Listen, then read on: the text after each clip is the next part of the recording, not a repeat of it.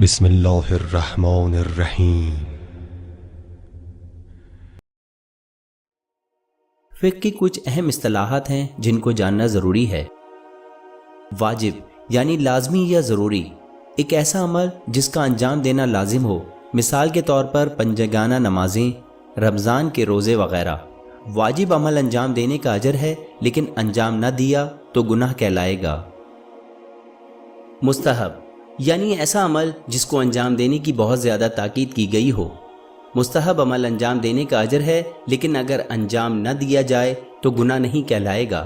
مثال کے طور پر نماز کے لیے اذان و اقامت کہنے کی بہت زیادہ تاکید ہے، اور اذان و اقامت کہنا مستحب ہے۔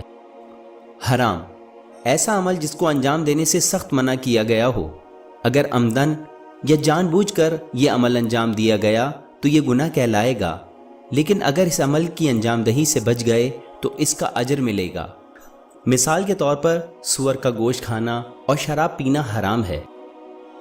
مکروہ ایسا عمل جسے اسلام میں ناپسند کہا ہو، اگر اس عمل کو انجام دیا جائے تو اس کا گناہ نہیں ہوگا، لیکن اگر اس سے بچا جائے تو اس کا اجر ملے گا۔ مثال کے طور پر کھڑے ہو کر پیشاب کرنا مکروہ ہے۔ مباح یعنی ایسا کام جس کی اجازت ہو، اس کے کرنے میں یا نہ کرنے میں کوئی گناہ ہے اور نہ کوئی اجر، مثلاً بولنا، چائے پینا، گیند پکڑنا وغیرہ وغیرہ۔ مجتہد ایسا عالم دین جو مصدقہ ذرائع سے اسلامی قوانین و اصولوں پر رائے قائم کر سکے، مجتہد کہلاتا ہے، اور اس طرح اثبات کے ساتھ رائے قائم کرنے کو اجتہاد کہتے ہیں۔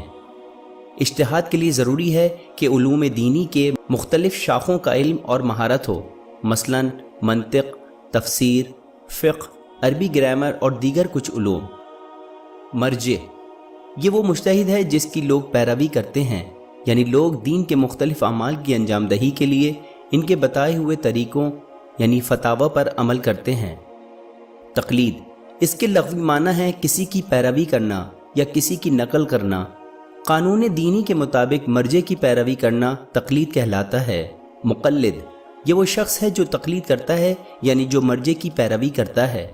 احتیاط واجب یعنی احتیاط لازم، اس کا مطلب یہ ہے کہ احتیاط کے طور پر عمل انجام دینا یا کسی دوسرے مرجع کے مساوی فتوے پر احتیاط واجب کے طور پر عمل کرنا۔ احتیاط مستحب اس کا مطلب ہے کہ پیروی کرنے والے کو احتیاط مستحب کے طور پر عمل کرنا ہے۔